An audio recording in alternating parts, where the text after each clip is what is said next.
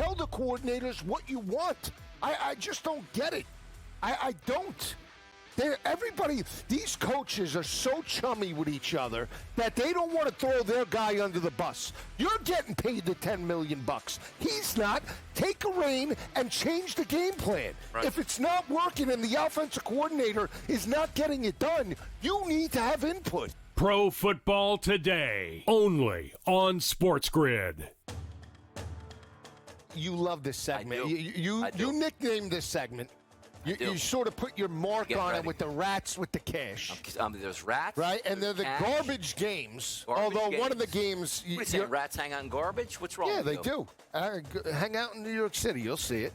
A lot of rats in New York City. That's the way it is, man. Hey, we don't want to throw out any names out there. Exactly. Philly, too. Yeah, we don't talk about that. SportsGrid's College Football Today. I think Kendre Miller's role continues to grow in this offense. So I think as you're looking at bye weeks continuing on and looking for running back depth, as always, we all know the dynamic can change in a minute, right? We've done this so many times in the last couple of weeks. We were adding Woody Marks before his game. We were adding Brashard Smith last week. I still want to add Brashard Smith this week. I want to add the guys that I think have upside for the second half, and Kendre Miller is definitely one of those backs. Fantasy Sports Today, only on SportsGrid. I apologize to our fans. We need to do better. That's all you need to say, Scott, right? But Tua goes out there, my kids love me. I'm rich. I don't care.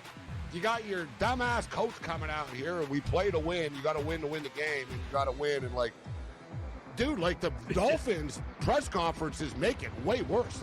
If I was a Dolphin fan, I just want to punch these guys in the face. In-game live, only on SportsGrid.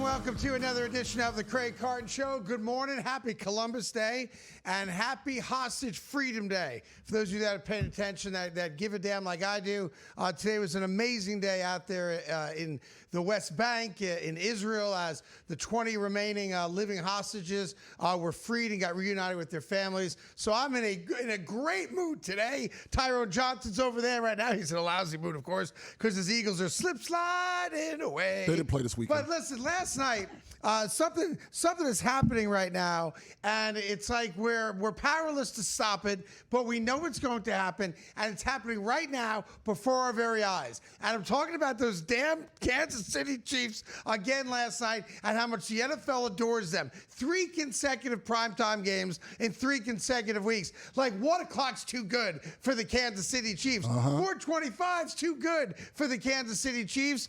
And last night, it finally happened. The NFL couldn't help itself. The NFL doesn't even try to hide it anymore. Do you know that in their double-digit win against the Detroit Lions last night, the Kansas City Chiefs were called for how many penalties? 5? 4? 3? No. 2? No. 1? Come on, it had to be 1. They were called for 0 penalties. Not 1 penalty in a 60-minute game of football. They didn't call taunting on Patrick Mahomes against Branch in the end zone when he ran the ball in right before halftime, A. B, when Detroit executes, coming somewhat sloppily, but when Detroit executes the touchdown pass to Jared Goff in the first half, all of a sudden it's a touchdown, and then tick-tock, the referees somehow decide, wait a minute, we're going to call that touchdown off because he didn't settle himself before running in motion there to the left side. And I thought that penalties or proposed penalties were not reviewable. So the refs say touchdown, the Lions are lining up to kick the extra point, and then all of a sudden, somewhere, somehow, I don't get it at all, they decide touchdown doesn't count, penalty on Detroit, and you know the rest of the story. It's one thing when the Chiefs win on merit, and they do all the time. They have the best quarterback in football, and Patrick Mahomes proved that again last night. But it's another thing when the NFL goes out of its way to help Kansas City win. They don't need any help winning. They are the best team in football over the course of the last 8 years, and only Philadelphia could even come close in an argument to that. The Chiefs are a standalone dynasty in the last 8 years. But for some reason, the NFL does not want to allow other teams to truly compete against them on an even playing field. You cannot tell me that the Kansas City Chiefs, whose right tackle Taylor jumps off sides on every freaking snap, didn't jump off sides once last night. You cannot tell me that they didn't commit a single holding penalty in last night's game, or pass interference, or something. It's got to be something. They had to do something last night. 0 penalties? Like, what are we doing? And look, they probably would have won the game on merit anyway, because they were much better in the second half than the Lions were. And the Lions didn't capitalize on the drives they had in the first half with touchdowns. And, St. Brown drops the 4th down pass coming across the middle. That leads to a Kansas City touchdown. And I'm sitting there going, these might very well be the 2 best teams in all of football. And I'm ready for a great game. But when one team does not get called for a single penalty, it's like, come on, guys. Like, there's a part of me that appreciates the transparency, that the NFL is doing everything in their power to help Kansas City get to 500, which they did last night. And I guess the NFL didn't want to live in a world where the Kansas City Chiefs were 2-4 and in the basement of their own division, let alone, fighting for a wild card spot in the conference. But come on, man. Like, really? Really, primetime football, the game we're all waiting to see, because it might very well be a Super Bowl matchup, because they're both that good. And I'll say it, Kansas City, when they're on their game, is that good. Detroit, when they're on their game, is that good. But come on, man. I had to watch 3 hours of New York Jet football at 9 o'clock in the morning from London. That wasn't football. And they're not even playing football. And think about bookending that kind of day. Like, we sit around all week. What are we waiting for? Sunday football. I hate the 9 o'clock games. I hate the London games. I hate the Brazil games. I hate the Germany games. I hate the Ireland games. I don't want to watch football at 9 o'clock in the morning. I want to sleep. I want to wake up at 11. Have a slice of pizza from last night. Have a hair of the dog drink in the morning. And then get locked in for some nachos, more pizza, some wings, and then watch football from 1 o'clock on all day into the night. I want that. But no, I got to wake up at 9 o'clock in the morning and watch the New York Jets play something that doesn't look like football. And then I got to end the night with the NFL just basically saying, we're not calling penalties against the Kansas City Chiefs. Why? Because let's go back a week. When Kansas City lost to Jacksonville, they were called for 13 penalties in that game. And afterwards, Andy Reid took some not-so-veiled shots at the officiating because they were called for 13 penalties. You want me to believe a football genius, a football savant, which is why you watch and listen to what I do and say about the sport of football. You want me to believe that Kansas City cleaned up every single one of their mistakes and went from 13 penalties a week ago to 0 penalties? Now, they probably would have won the game anyway based on how that second half played out. But, man, that first half would have been a lot different. Detroit would have gone into halftime with a 13-point lead. Yeah. 13-point lead. But the NFL apparently wants Kansas City to breeze right through and get back to the playoffs. This is how it's obnoxious. This is how egregious this is, Craig, real fast. It was a minute 14 between touchdown, the golf one that you referred to at the beginning, until they threw the flag. A minute 14. They claimed that when they spoke, the guy responsible for seeing if he was set didn't see it, but then another guy far away saw it. Right. That's touchdown phony. pass to Goff. He bobbles it. It almost got intercepted. Almost, yeah. He hangs on. He gets into the end zone. Minute 14. And then that's the time. Then that's the key part of this. The officiating crew claims that they didn't get help from New York when clearly they did, or nobody was in their ear. They waited how long? 1 minute, 14 seconds before dropping the flag. 1 minute, 14 seconds. It's a long time. You score a touchdown, you spot the ball, you kick the extra point, and then we kick off. All that happens in less than 1 minute 14. And they waited 1 minute and 14 seconds, and I'm telling you exactly what happened. Somebody in New York did one of those, what do they call them things? A speedy review? Speedy review. What do you call that? It's got a name. What's the name for it? Anybody know? I thought they call it just replay assist. That's what it is. Replay Thank you. assist, yeah. They do replay assist. I called it speedy review.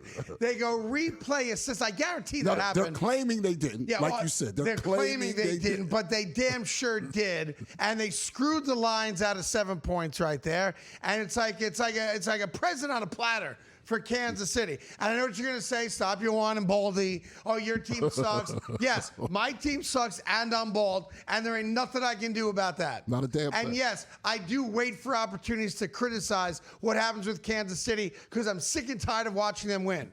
But when they win on merit, I can accept it because they won on merit.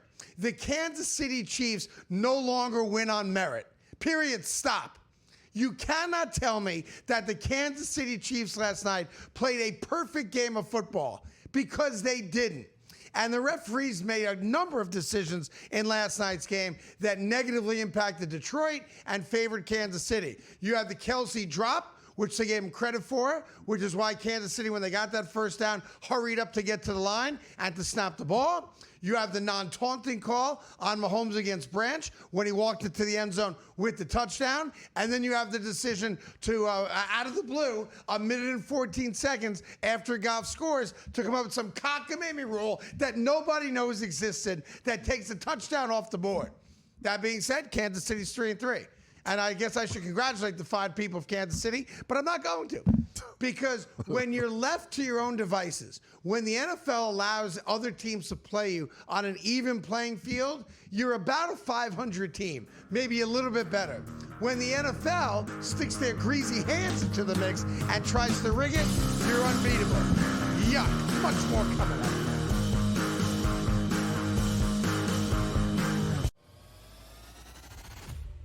Hopefully these go better. I'm smashed before 1 on these games. I cannot believe that this game destroyed me. I can. Why did I get involved live? That's on me, not That you. is on you. All right. That's on you. You didn't have to run up the score. I said it was on me. It was on you. All right. You just didn't see the writing on the wall. Knee it! Let's get out of Dodge! Pro Football Today, only on SportsGrid. Can I get an ISO? Come on. Give me the ISO over here. Give me the ISO. He wants the camera. Look, I'm going to get nice and comfortable right now. I've been telling you people out there, yes, you people, about the Notre Dame Fighting Irish. My connection to the Irish growing up as a kid. I hated that team. But they called me at the network the most unbiased man here, which means I'm giving you the information straight from the mouth here. You don't have to go anywhere. You get it from me. SportsGrid's College Football Today. You're looking at Joe Burrow being the guy that I was in on the beginning of the year. Clearly, that is no longer an option. So where are we looking on this board? And I keep landing on the same thing, which is, Baker Mayfield's been kind of the story this year. Think about this. He's plus 950 for MVP. They look like right now one of the, if not the most formidable team in the NFC. Fantasy Sports Today, only on SportsGrid. I apologize to our fans. We need to do better. That's all you need to say, Scott, right? But Tua goes out there, my kids love me. I'm rich. I don't care. You got your dumbass coach coming out here, and we play to win. You got to win the game, and you got to win. And, dude, the Dolphins press conferences make it way worse. If I was a Dolphin fan, I just want to punch these guys in the face. In-game live, only on SportsGrid.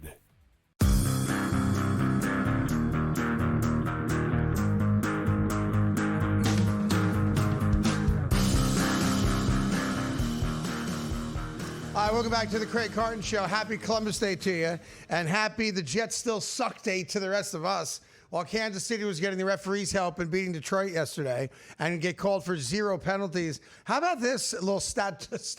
I mean, this is so bad for the New York Jets. And Aaron Glenn, who's never won a game now as a head coach in the NFL, 0-6 the Jets are. They had minus 10 passing yards. Just let that sink in for a second. In a passing league, and a quarterback that's guaranteed $40 million, they had minus 10 passing yards. They had 9 penalties. They had more penalties than they did first downs. They let up more sacks than they had first downs. And they still had a chance to beat the Denver Broncos because the Jets defense actually played pretty well yesterday and kept them in the game. But when your star wide receiver, Garrett Wilson, is coming off the field at halftime, and he's all pissed off, rightfully so, because the New York Jets got the ball back, close game, minute to go, 2 timeouts, and they burn the timeouts, but then they essentially just let the clock go to triple zeros and make no attempt to throw the ball down the field, maybe get a PI, maybe get into a field goal range, whatever it is. Know. Yeah. And they literally just go into the locker room. Garrett Wilson was livid about it, and rightfully so. The Jets aren't playing football. And Aaron Glenn is embarrassing himself now. I know that, the famous line in New York that was, when Dan Campbell first went to Detroit, Aaron Glenn was on that coaching staff. They were 0 for 11 out of the gate, so he's experienced this before. We didn't sign up for that. We signed up for what we were told was going to be better than last year. Well, guess what? Robert Saleh never went 0-6 to start off a season with the New York Jets. Gase never went 0-6. No Jet coach has ever gone 0-6. And the problem with it is that it looks like they have no idea what they're doing. There's no game plan whatsoever. And I told you from Jump Street, Justin Fields is not an NFL quarterback. And the New York Jets gave him $40 million guaranteed when nobody else was making him an offer. Pittsburgh was like, we don't want you back. He was a man without a home. And the Jets came along and said, we'll make him a quarterback. $40 million guaranteed. And he's scared to throw the football. And that's not me being hyperbolic. He is scared to throw the football. Took 9 sacks yesterday. So Garrett Wilson's like, I was pissed because I didn't know what the hell we were doing. I'm paraphrasing here. And then when the coach told me what we were doing, I was more pissed. And he even came out and said, I'll paraphrase it here, we're going into the game 0-5. Like, why not throw the ball down the field? What can happen? Making the playoffs this year. Why not try to have some fun? Yeah. It ain't fun. And when you get up early in the morning, as I did, and I know if you watch the game in the West Coast, it's like 6 in the morning. You get up early to watch NFL football. That was not. And the New York Jets are on your screen. Sorry, not sorry. You're not watching an NFL football game. So I know they're not going to fire Aaron Glenn after one season. He's going to get the benefit of, getting his guys in there and a second draft with the new GM and all that stuff. A quarterback. And clearly they're going to need a quarterback. And don't worry, they're going to be picking in the top 3 or 4, maybe number 1 overall, so you can get any one of what should be a very good quarterback class coming out. But it's tiresome, folks. It's tiresome. Like, you don't know what it's like because your Eagles are really, really good. Maybe you can go back, earlier in your lifetime. I was young. When the Eagles weren't very good. Yeah. But the Eagles have been very good for a pretty good amount of time, right? Yeah. The Jets have never been good. Like, let that sink in for a minute. The New York Jets have been playing football for more than 50 years, 60 years really, to be exact, and they've never, ever been really, really good. Like the fact that Joe Namath, and I adore Joe Namath because of what he meant to the league and to the New York Jets as the face of, the AFL and then the merger and winning Super Bowl III and all that. And he was a great quarterback. I know people try to knock him, but he does have more interceptions than touchdowns in his Hall of Fame career. But he had a couple of years there before his knees gave out where he wasn't good. He was great. Yeah. That being said, the best quarterback in your franchise's history cannot be the guy that played for you in the 1960s. Like, that just doesn't work because they didn't throw the ball that much back when Joe Namath played. They didn't throw the ball that much in the 70s. In the 1980s, things started to pick up with Air Coryell and Dan Marino, Boomer Esiason, and that ilk of quarterback, right? And then the NFL slowly underwent a major, kind of adjustment of what the offenses were, and we now live in, the era of the quarterback. Quarterback league. It is a passing league, which is why we've devalued running backs, but not according to the New York Jets. The New York Jets have devalued the quarterback position and keep trying to convince us that you can win in the NFL with a lousy quarterback. And I've said it from day one. I know he's a good guy. I know he's popular with his teammates. The people like him. And I know people like him. But Justin Fields is a slot receiver, maybe a third down tailback. At no point should anybody have ever watched him play and said, there goes my franchise quarterback. And 3 teams have now done it. The Chicago Bears did it, and it failed miserably. The Pittsburgh Steelers tried it, and it failed miserably. He was actually winning, but they still switched. That's how bad he was. And now the New York Jets have tried it, and again, he is failing miserably. I got to ask you a question, Go ahead. Craig, right It's just now. so frustrating because last night, even with the referees helping Kansas City out, I watched 2 teams that are playing football. They're playing football. I love that sport. That's when not the football. Jets are on TV, I don't know what the hell that thing is called. But there's some hope right now. No, there's not. Here are the Jets' next 3 games before they play a Thursday night game at the Patriots. Go ahead. Hold on. Panthers at home. Panthers are 3-3. They just dropped a 30 burger for the second time in 3 weeks. That's just one. Okay? Here's more. That's a loss. At the Bengals. Cincinnati Bengals just got Joe Flacco. Joe Flacco will eat us up. Eat us up for lunch. And then Browns home. Yeah, the Cleveland Browns have Dylan Gabriel who threw the ball 60 times yesterday. And not one of those throws was more than 10 yards down the field. And the Browns suck. But guess what? They're going to win one of the next 3 That's games. That's a 9-6 loss to the Cleveland Browns. Then you're Thursday night at the Patriots. And Patriots are a good team right now. So I'm talking about those 3. No. They're going to win one of those next 3. They're beating the Panthers, Bengals, or Browns. One of those 3, Jets going to win. That is an offer across the board. Book it. And here's the thing I'm now going to say that I never thought I would say. Because what are we playing for now? Well, we're playing, let's be honest about it, we're playing to find out if there's any talent on this team, guys that we want to keep into next year. But I want to say this right into the camera. Get a nice close-up of me, guys. I want the Jets to go 0-17. What? I don't want the New York Jets to win a game. I don't. I want half-empty stadiums, meaningless football, no one talking about them. I want the New York Jets to become irrelevant. The only way that Woody Johnson will ever learn his lesson is if the New York Jets are 0-17 and we stop going. And I'm there. I care about him, but it's hard to watch.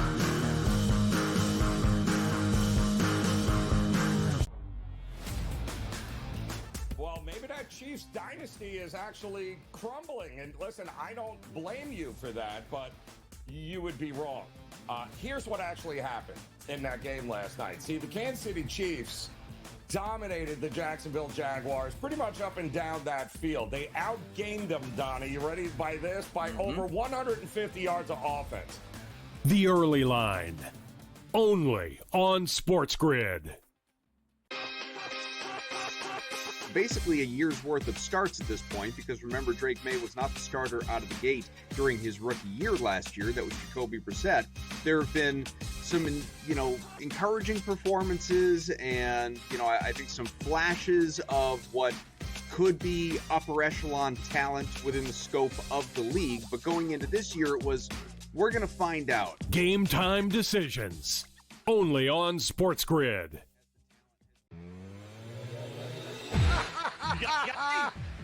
I told you Vladimir Guerrero would hit a home run. He hits a home run on his first pitch. 2-run shot, 2-0 Jays. And I gave you Suarez earlier. I'm telling you, Scott, Contreras last night, Story the other night, bro, every night I've been hitting these home run props. And not the easy Ohtani ones at plus 190. Right. These are plus 450s, baby. In-game live. Only on SportsGrid.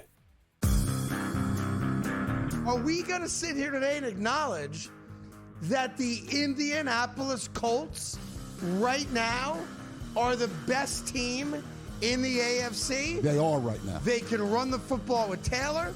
They got a competent quarterback, the way he's playing right now, in Daniel Jones. They are well coached. They never punt. They never punt. They never punt. The Craig Carton Show. Only on SportsGrid.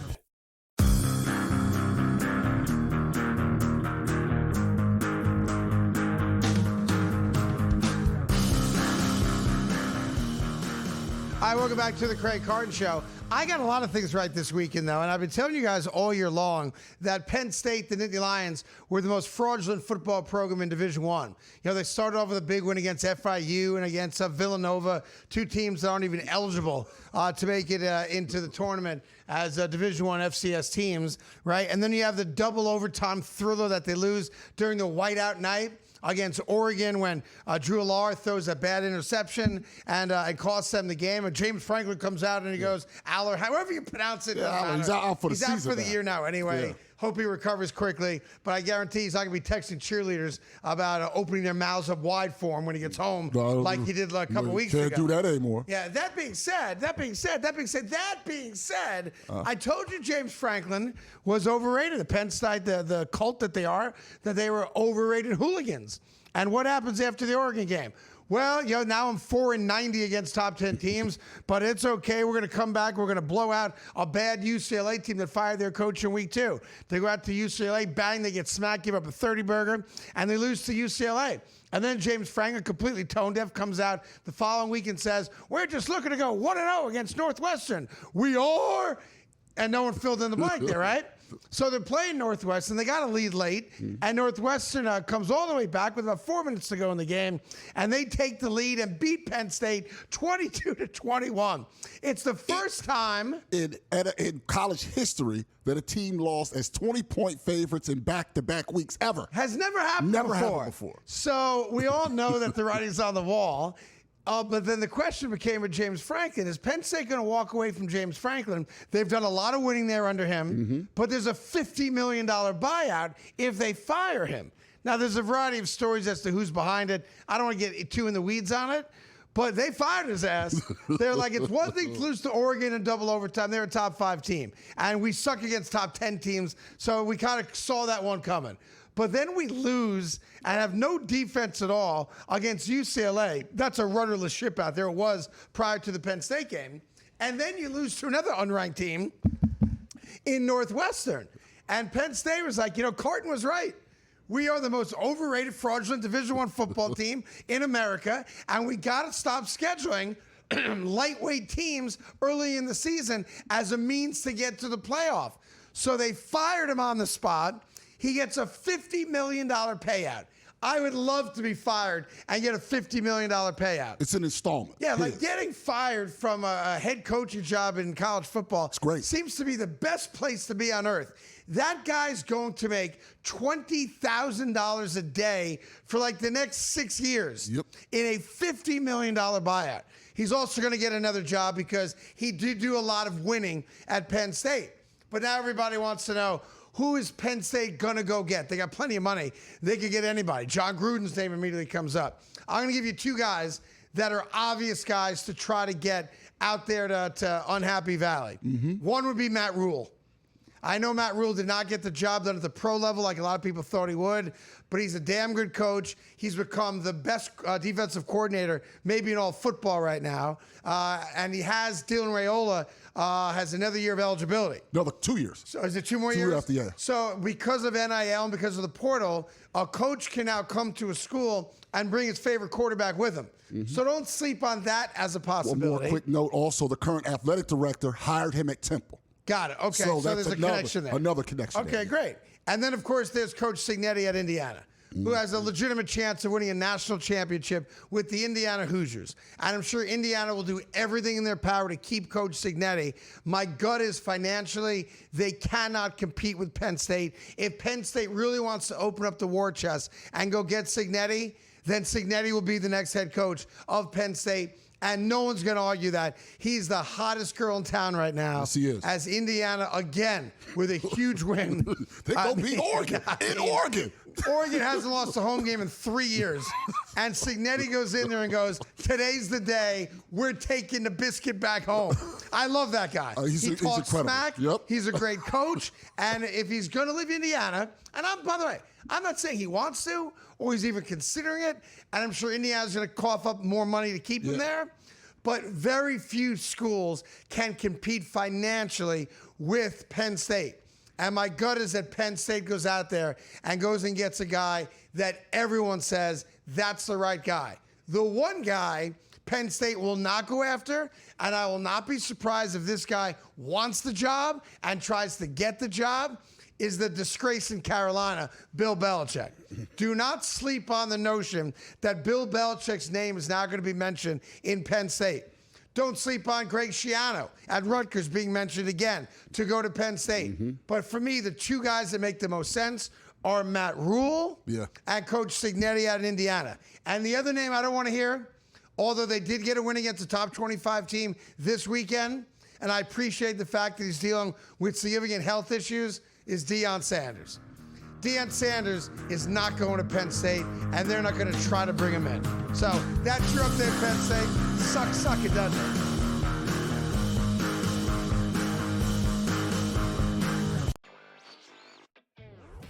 At some point this year, next year, states are going to ask for Kalshi to be taxed. And I think they're going to have to pay taxes if they continue to operate in this space. Specifically, the state of Pennsylvania is looking and saying, hey, our sports books are paying us tax money every month to do the same thing you guys are doing. Newswire, only on SportsGrid. Question: where's the $100,000 going? Like, if they're going to give it to Amari DiMercato as an apology? It does give us a little bit of insight, though, into that moment. Like, I wondered what Gannon had said to DiMercato there. It obviously did. I mean, it cost Arizona a football game in a division that they cannot afford. But that is an interesting one. Game time decisions, only on SportsGrid. Are we going to sit here today and acknowledge that the Indianapolis Colts right now are the best team in the AFC? They are right now. They can run the football with Taylor. They got a competent quarterback, the way he's playing right now, in Daniel Jones. They are well coached. They never punt. They never punt. They never punt. The Craig Carton Show, only on SportsGrid. Let's start in the Atlantic, where the New York Knicks are minus 250 favorites to win the Atlantic Division. Philadelphia 76ers are plus 490. Boston 8-1. Toronto 13-1. Brooklyn 25-1. And it could be 250,000-1. They're not winning the division. Betting above the rim, only on SportsGrid.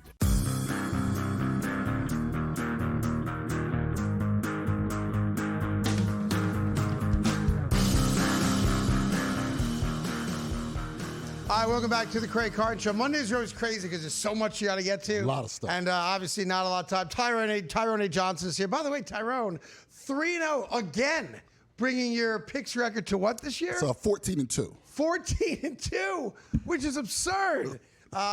So the man's hotter than a pistol right now. That's right. And might very well have a pick on one or both of tonight's NFL games, because remember, tonight the NFL once again is screwing us on Columbus Day, while I'm trying to celebrate my stomach's Italian heritage and enjoy a little football. I got to make a decision at 8:15. Plus, I got a little ALCS tonight, NLCS tonight as well. So at 7:15, you get the first football game tonight. Yep. Right. Which game is that at 7:15? That is the Buffalo at the Falcons. All right. So we all, by the way, all want to see Buffalo right now, right? Yeah. Buffalo Falcons. All right. That's a 7:15 game. At 8:08.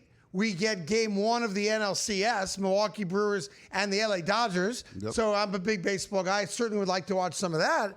And then at 8:15 tonight, while the baseball's going on, and while the Buffalo Bills, who might very well be the best team in football this year, against the Atlanta Falcons, while they're playing, then another football game starts. And I just can't watch everything, man. I ain't got 3 TVs like Tyrone does. I don't have a man cave. I'm not loved. I'm not loved. Yeah. I got a black and white 18-incher. That's a lie. I lied about that. I lied about that. It's 8 inches and it's not black. You're doing a lot of anatomy. How did your stomach get Italian? What? Like, I just tried to gloss over that part. My stomach's always been Italian. People often ask me, "Are you Italian?" I go, "No, I'm not." But my stomach is. Yeah, I've got a little Italian DNA, but only right there in the gut.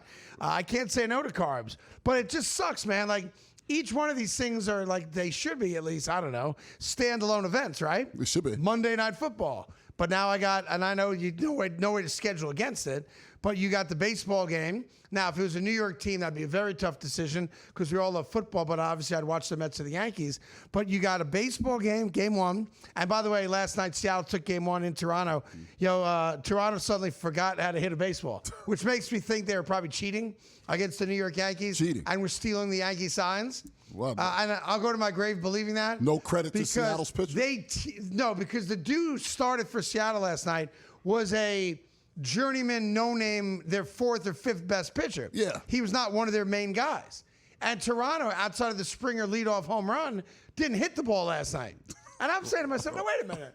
Toronto can't hit the ball against this tool, but when Max Fried is on the mound, he couldn't get out of the third inning against this offense, right? Yeah. Made me start thinking, maybe we have another Houston Astros scandal on our hands with those rascals with Toronto. Anyway, that's it's possible. That's a side issue. But remember, the NFL does not care about you. They don't like you. They're not going to allow you to watch both games. You can't red zone it. You have to pick one. You only got one TV, like most Americans. And I'm not one of these guys that sits back and goes, all right, here's what I'll do. I'll watch the NFL game on my television set. I'll bring my laptop from work home, and I'll put the other game on my laptop, and then I'll get my phone out, and I'll YouTube TV it, and I'll go ahead and I'll watch the baseball game. I ain't that dude. I'm not that, and I'm the most technically savvy guy you know. But when I'm sitting at home, I'm watching stuff on television. I ain't watching stuff on my laptop. You don't use your laptop? Yeah. I ain't watching stuff on my phone. That's for the car. How about the iPad? No. When and by the way, it pisses me off with my kids. I tell them, of all my kids, Sonny more than anyone. That kid cannot watch a football game on television without being on his phone. And it kills me. I like Sonny on social media, though. Yeah, Sonny does a great job on social media. And he's great. He works at Major League Baseball, and he's on the fast track to become the commissioner one day. All that stuff's good. Yeah. But I cannot figure out that generation. And you're beyond it too. Yeah. But for me, I don't get it. Why can't you people, and I say you people, I mean kids in their 20s and younger, why can't you sit on the couch with your father and watch an NFL football game without being on your phone? And in my house, it's weird. So we have this a running joke. At 1 o'clock, I try to get them to give me a phone-free 1 o'clock. That's all right. Okay. 3 hours, father and sons on the couch, watching football, talking about the game. That's great. Having fun, right? That's great. And if the kids want to share their fantasy stats with me, even though I've told them many, many times, nobody cares about your fantasy team but you. Okay, fine, we're there. We're bonding, right? I like it. This kid can't get off his phone from 1 to 4.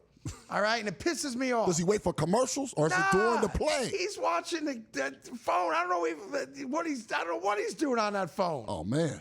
And then at 4 o'clock in my house, that's called Sunny nap time. Well, you'll fall asleep. So I'm sitting there. I'm 39 years old. And I'm watching football yesterday from 9 in the morning because the Jets were playing till 11 o'clock at night. And I got a son at 1 o'clock who's on his phone the entire time. Yeah. And at 4 o'clock, he's sleeping. So let me get this straight. And I look around, I'm like, I'm all by myself. Hold on.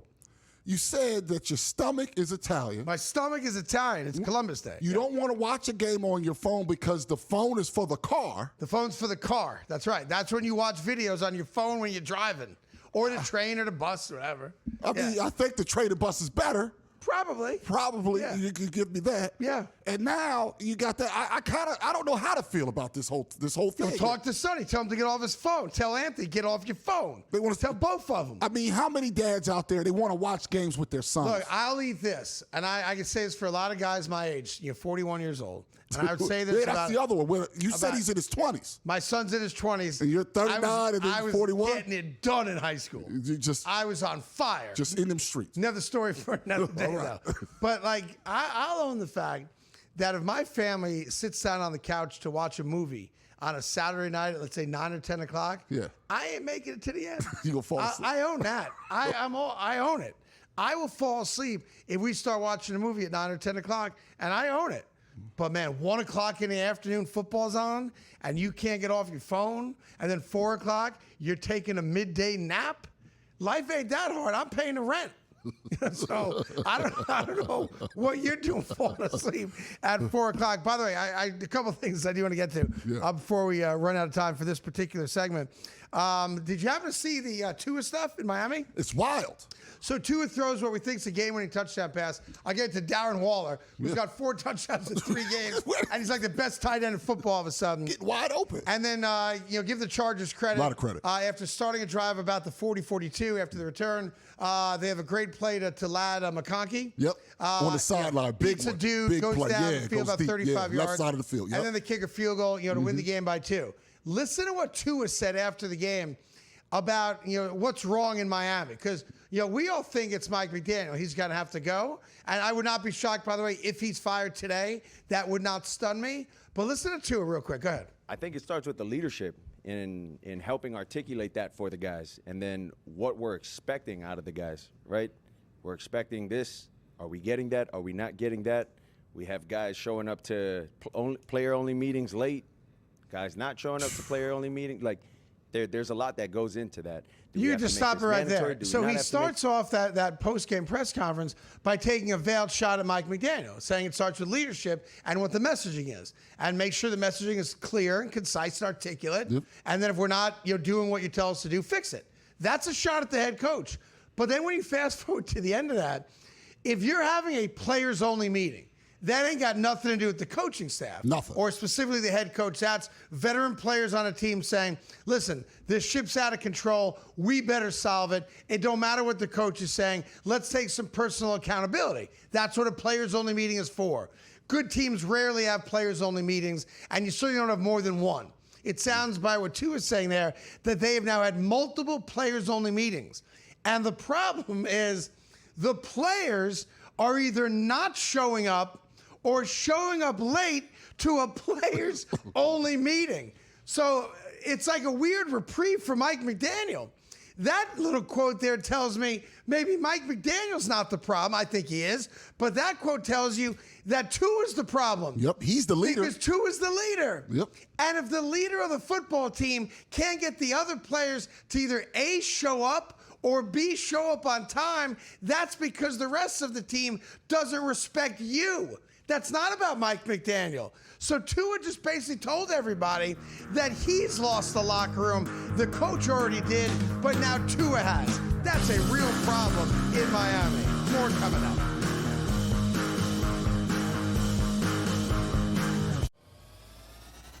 Tell the coordinators what you want. I just don't get it. I don't. These coaches are so chummy with each other that they don't want to throw their guy under the bus. You're getting paid the $10 million. He's not. Take a rein and change the game plan. Right. If it's not working and the offensive coordinator is not getting it done, you need to have input. Pro Football Today, only on SportsGrid. You love this segment. You nicknamed this segment. You sort of put your mark on it with the rats with the cash. There's rats. Right? And they're the cash. Garbage games. Garbage one of the games. What are you saying, rats hang out in garbage? What's wrong with you? Yeah, they do. Hang out in New York City. You'll see it. A lot of rats in New York City. That's the way it is, man. Hey, we don't want to throw out any names out there. Exactly. Philly, too. Yeah, we don't talk about that. SportsGrid's College Football Today. I think Kendra Miller's role continues to grow in this offense. So I think as you're looking at bye weeks continuing on and looking for running back depth, as always, we all know the dynamic can change in a minute, right? We've done this so many times in the last couple of weeks. We were adding Woody Marks before his game. We were adding Brashard Smith last week. I still want to add Brashard Smith this week. I want to add the guys that I think have upside for the second half, and Kendra Miller is definitely one of those backs. Fantasy Sports Today, only on SportsGrid. I apologize to our fans. We need to do better. That's all you need to say, Scott, right? But Tua goes out there, my kids love me. I'm rich. I don't care. You got your dumbass coach coming out here, and we play to win. You got to win the game, and you got to win. And, dude, the Dolphins press conferences make it way worse. If I was a Dolphin fan, I just want to punch these guys in the face. In-game live Only on SportsGrid.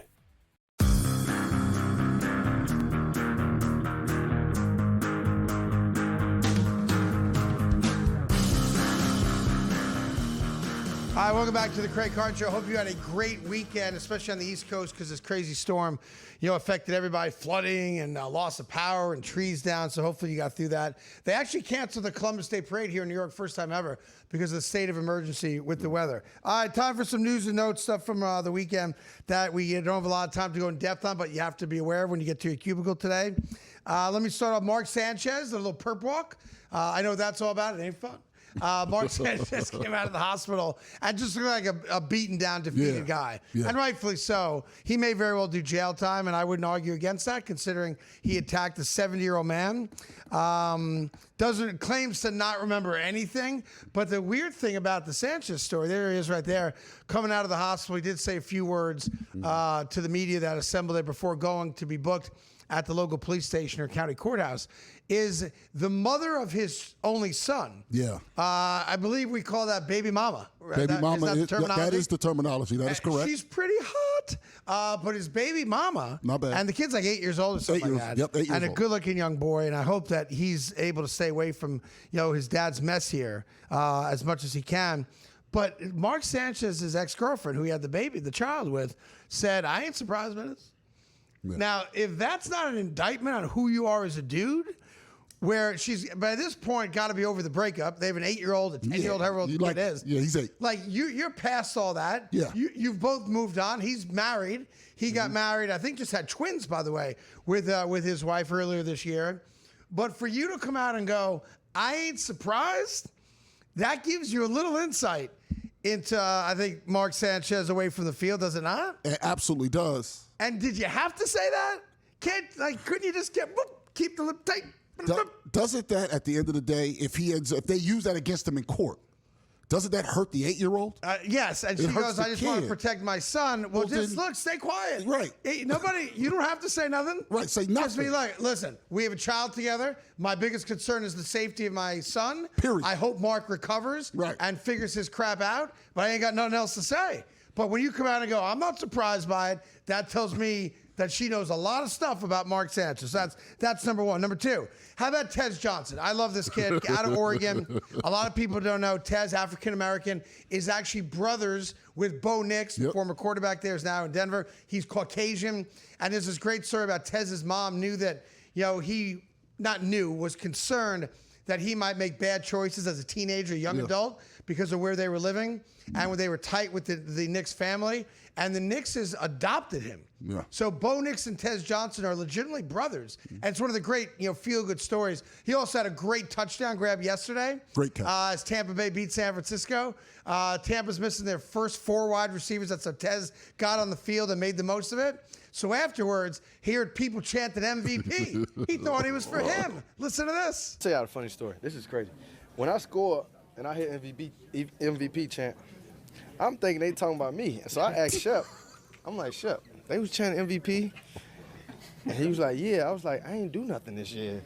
And then he was like, "They talking about Baker, Tez." And I was like, "Well, that explains it." But he's just a good kid. I've seen a documentary on him. He's a good kid. He got his opportunity to score the touchdown. Ends up playing with his brother in college, which is cool. And the Shep, he's talking about Sterling Shepard. Yeah. And he's like, "Man, they're chanting MVP. I ain't done nothing this year." He goes, "They're not talking to you, buddy. They're talking to Baker, who had another ridiculously great game and one of the great quarterback scrambles you will see all year long to get a first down against San Francisco, who loses Fred Warner now for the year, dislocated his ankle, broke it in two. Yeah, it's tough. I watched it 30 times, love it. See, you like that stuff. Feel bad for Fred Warner because he's a great player, but San Francisco's in some trouble now because a lot of injuries there. Mac Jones wasn't great, and Tampa, listen, I keep telling you about Tampa, and Baker Mayfield being MVP, and every time I look, he's still not the favorite because Josh Allen is, and I just don't get it. Now, Patrick Mahomes passed him on the odds as well. He's the number 2 choice,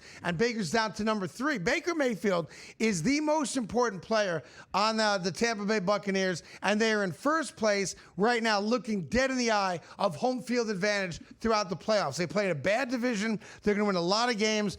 And they're the best fourth quarter team, or at least the 2-minute warning team in all football. So, don't sleep on them. Meanwhile, I had it all set up. Dallas Cowboys should have beaten Carolina, right? Washington beat Chicago tonight, and your Eagles are in trouble. That's what you Your had. Eagles all of a sudden in trouble, getting ready to play the Denver Broncos. I think Minnesota. it is. Minnesota. Pardon me, the Minnesota Vikings coming up, right?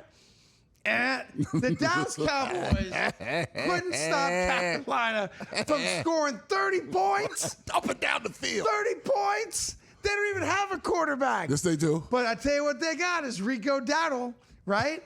Because that dude has now had more than 230 yards from scrimmage in back-to-back weeks. That dude should get some MVP votes. They're 500. But I'm watching a little bit of that game on Red Zone yesterday, and I'm like, the Cowboys are giving up a 30-burger to this squad, to Bryce Young?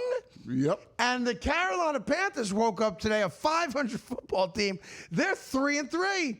And the Cowboys are 500 now. They had a great chance to do what? To tell the Eagles, we're for real. You got to worry about us now. And the Eagles sat home going, man, the Cowboys are going to cowboy. But I couldn't believe they gave up a 30-burger to the Carolina Panthers. Shocking. And listen, Micah Parsons, talk about whatever you want to talk about. You're a worse team. You're a far worse team without him. You need him. You need him. Yeah. They're telling me, which video did you guys find? The one that you wanted in the beginning. The one you wanted in the beginning. Well, you got to love it when fans really show their fandom off by what they wear to games sometimes, right? So Cal Raleigh, who had 60 home runs as a catcher for Seattle, and is going to come in second town judge for MVP, in my opinion, this year. What is his nickname? Big Dumper. The Big Dumper.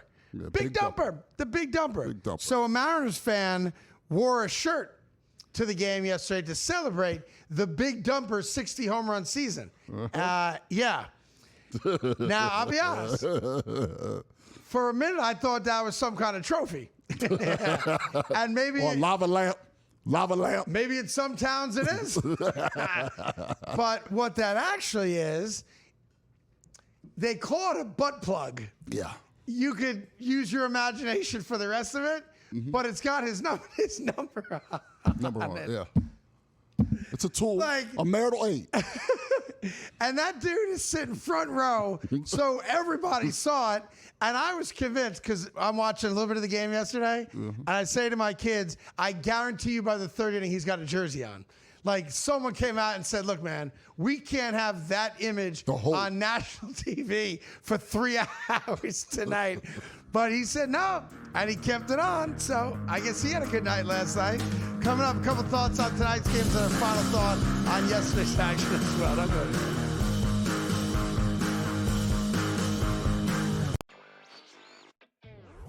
At some point this year, next year, states are going to ask for Kalshi to be taxed. And I think they're going to have to pay taxes if they continue to operate in this space. Specifically, the state of Pennsylvania is looking and saying, hey, our sports books are paying us tax money every month to do the same thing you guys are doing. Newswire, only on SportsGrid. Question, where's the $100,000 gone? Like, if I'm going to give it to Amari DiMercato as an apology? It does give us a little bit of insight, though, into that moment. Like, I wondered what Gannon had said to DiMercato there. It obviously did, cost Arizona a football game in a division that they cannot afford. But that is an interesting one. Game time decisions, only on SportsGrid. Are we going to sit here today and acknowledge that the Indianapolis Colts right now are the best team in the AFC? They are right now. They can run the football with Taylor. They got a competent quarterback, the way he's playing right now, in Daniel Jones. They are well coached. They never punt. They never punt. They never punt. The Craig Carton Show, only on SportsGrid. Let's start in the Atlantic, where the New York Knicks are minus 250 favorites to win the Atlantic Division. Philadelphia 76ers are plus 490. Boston 8-1. Toronto 13-1. Brooklyn 25-1. And it could be 250,000 to 1. They're not winning. the division. Betting above the rim. Only on SportsGrid.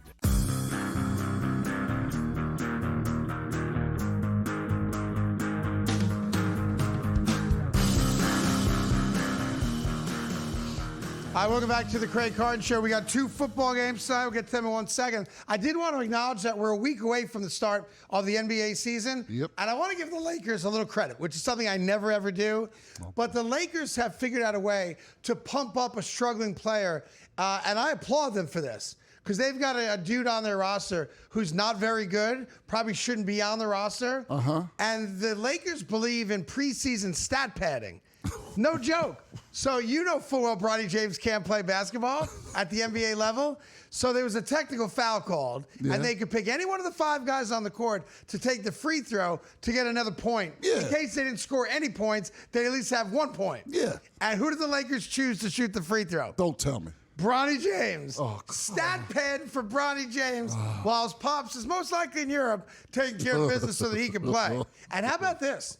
Let me just show it to you real quick. Sure I'm not BSing you? There you go. Who's going to shoot the technical? I don't know. You want to shoot it? No, have Bronny shoot it. There you go. Bronny made it. Of course, he made it. I would have made it. I can shoot free throws better than anybody. You know that? By the way, the last time LeBron James did not play in a season opener, Michael Jordan was playing for the Wizards. Wow. How about that? That's insane. Is that not a crazy? And I think, if I'm not mistaken, John Stockton and Karl Malone were still in the NBA. That would the last time he was not available for a season opening game. So, but anyway, I just thought it was funny that they let Bronny shoot the free throw. How else is he going to score points in an NBA game? All right, football tonight. I'm concerned about the Bills. They lose to New England last week. They're on the road against Atlanta. We know they're a better team. They're favored by 3.5, which is a concerning number for those of you that do wager. Atlanta, trying to just keep their season alive. Obviously, everyone's chasing Tampa in that division. But this is one of those games, you don't know sometimes what a team is off a loss. Right. Whereas I do know where a team is off a win. Take Jacksonville yesterday. That was a letdown game. You beat Kansas City prime time. The week before, you kind of feeling yourself a little bit. Come out and threw a dud out there yesterday. Broncos as well. After beating the Eagles on the road, they come out and thought they won, but that was a complete dud against the Jets. And even if you want to say, they went to London. They went to London right after the game a week ago against Philly. So I don't think the travel had anything to do with it. These things are real. It's human nature. You have a huge win. You're celebrating it. Your practice isn't as crisp, and there's a little bit of a letdown. Denver overcame that and won, but the Jacksonville Jaguars didn't yesterday. Now you have Buffalo off a loss to New England, a divisional loss. New England wins again yesterday, so they're 4-2. They're looking like they're a legitimate playoff team, and Drake May, it looks like a really good quarterback. I just don't think Buffalo's right yet. They should win the game, but I would not be surprised if we're watching this game 5 minutes to go, and Atlanta's got the lead or a chance to win. Yeah, this game, I don't love it as far as gambling, but the only side to me, if for people out there betting, and again, do it responsibly, to me, the only side would be the Falcons based on what you just said. Yeah, and then the better game, what should be the better game, is Bears-Washington. In Washington, Daniels obviously came back last week, killed it. They're favored by 5.5. They're at home. Do we really know yet what Chicago is? No. I don't think we do. I think that the jury is out on Johnson. The jury is certainly out on Caleb Williams. He's been better lately, though. Yeah, it does seem like the coaching is working. If you told me that Chicago wins this game 27-24, I could see it. If you told me Washington wins this game 28-20, I could see it. I have no real good feel yet. I think I know what Washington is. I feel like they're back, and Daniels will be a Superman again. But for the life of me, I don't know what I'm going to get out of Chicago on the road in a big spot. I don't. Yeah, that's impossible. I can see them throwing out a donkey and being bad. I can see them all of a sudden it's starting to click, with Ben Johnson as their head coach. I don't know how anybody gives you a full read on that other than saying, I like Washington. They're at home. Jaden Daniels is back. Played last week. Played well. Now they'll be even better this week. I expect them to score a lot of points. Yeah. I see that argument. But I don't know how you give a prediction on this game. I don't. And I'll go back to something I started the show with because it is bothersome to me. If you want the Kansas City Chiefs to be guaranteed a playoff spot or home field advantage, couldn't you just let us know? So we don't have to go through the machinations of thinking we're going to see a fairly officiated, competitive game where both teams are playing on the same playing surface? Because what happened last night was egregious again. And I hate the fact that it takes away from Patrick Mahomes' greatness. It shouldn't. He's a great quarterback, the best quarterback in football.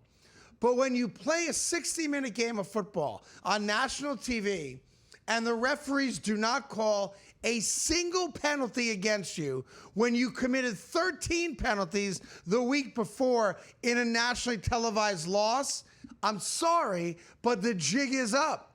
And then you compound that problem by coming up with the craziest call after a Lions touchdown where Goff scores as a receiver and the referees waited how long? 1 minute and 14 seconds. To suddenly tell us no touchdown, penalty on Detroit.